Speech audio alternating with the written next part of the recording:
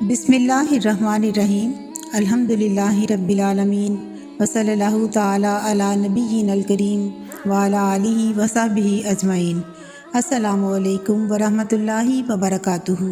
ہمارا آج کا موضوع ہے حضور صلی اللہ علیہ وآلہ وسلم کے لعاب دہن سے حصول برکت۔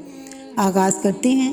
مستند احادیث مبارکہ سے ثابت ہوتا ہے کہ آقائے دو جہاں صلی اللہ علیہ وآلہ وسلم بیماروں کو دم فرماتے اور اپنا مبارک لعاب دہن اپنی انگشت شہادت سے زمین پر ملتے اور اسے منجمد کر کے بیمار شخص کی تکلیف کی جگہ پر ملتے اور اللہ تعالیٰ سے اس کی شفا یابی کی دعا فرماتے۔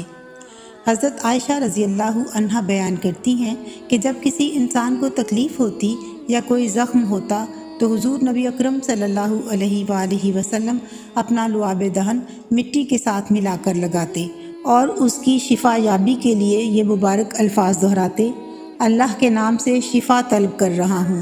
ہماری زمین کی مٹی اور ہم میں سے بعض کا لعاب اللہ کے حکم سے ہمارے مریض کو شفا دیتا ہے۔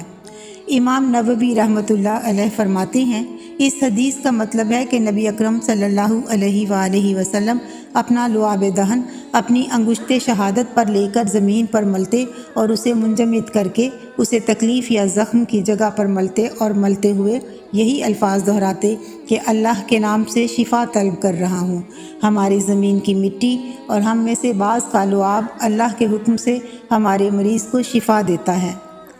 امام قرطبی رحمۃ اللہ علیہ فرماتے ہیں، اس حدیث سے ہر بیماری میں دم کرنے کا جواز ثابت ہے اور اس سے ظاہر ہوتا ہے کہ صحابہ رضی اللہ عنہم کے درمیان یہ امر عام اور معروف تھا۔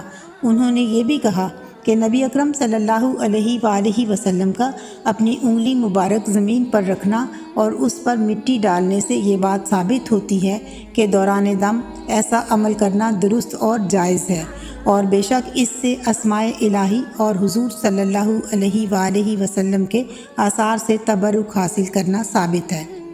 مستند ترین کتب احادیث میں یہ مثالیں بھی بکثرت ملتی ہیں کہ جب کوئی بچہ پیدا ہوتا تو صحابہ کرام رضی اللہ عنہم اسے گھٹی دلوانے کے لیے اور اس کا نام رکھوانے کے لیے بارگاہ رحمت عالم صلی اللہ علیہ وآلہ وسلم میں حاضر ہوتے۔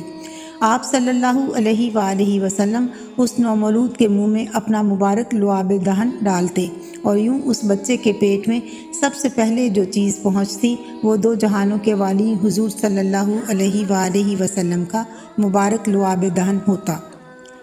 حضرت اسماء بنت ابو بکر رضی اللہ عنہما بیان کرتی ہیں کہ وہ عبداللہ بن زبیر رضی اللہ عنہ کے ساتھ حاملہ تھیں۔ انہوں نے کہا، میں مکہ سے ہجرت کے لیے اس حالت میں نکلی کہ میرے وضع حمل کے دن پورے تھے۔ میں مدینہ آئی اور قباء میں اتری اور وہیں عبداللہ بن زبیر رضی اللہ عنہ پیدا ہوئے۔ پھر میں اسے لے کر رسول اللہ صلی اللہ علیہ وآلہ وسلم کی خدمت اقدس میں حاضر ہوئی اور میں نے اسے آپ صلی اللہ علیہ وآلہ وسلم کی گود مبارک میں ڈال دیا۔ پھر آپ صلی اللہ علیہ وآلہ وسلم نے کھجور منگوائی اور اسے چبایا۔ پھر بچے کے منہ میں لعاب دہن ڈال دیا اور جو چیز سب سے پہلے اس کے پیٹ میں داخل ہوئی وہ آپ صلی اللہ علیہ وآلہ وسلم کا لعاب مبارک تھا۔ پھر اس کے تالو میں کھجور لگا دی، اس کے حق میں دعا کی اور اس پر مبارکباد دی۔ حضرت انس رضی اللہ عنہ روایت کرتے ہیں، جب حضرت ابو طلحہ انصاری رضی اللہ عنہ کے بیٹے عبداللہ رضی اللہ عنہ پیدا ہوئے تو میں ان کو لے کر حضور نبی اکرم صلی اللہ علیہ وآلہ وسلم کی خدمت اقدس میں حاضر ہوا۔ اس وقت آپ صلی اللہ علیہ وآلہ وسلم ایک چادر اوڑھے اپنے اونٹ کو روغن مل رہے تھے۔ آپ صلی اللہ علیہ وآلہ وسلم نے فرمایا، کیا تمہارے پاس کھجوریں ہیں؟ میں نے عرض کیا، جی ہاں۔ پھر میں نے کچھ کھجوریں آپ صلی اللہ علیہ وآلہ وسلم کو پیش کی۔ آپ صلی اللہ علیہ وآلہ وسلم نے وہ اپنے منہ میں ڈال کر چبائیں۔ پھر آپ صلی اللہ علیہ وآلہ وسلم نے بچے کا منہ کھول کر اسے بچے کے منہ میں ڈال دیا اور بچہ اسے چوسنے لگا۔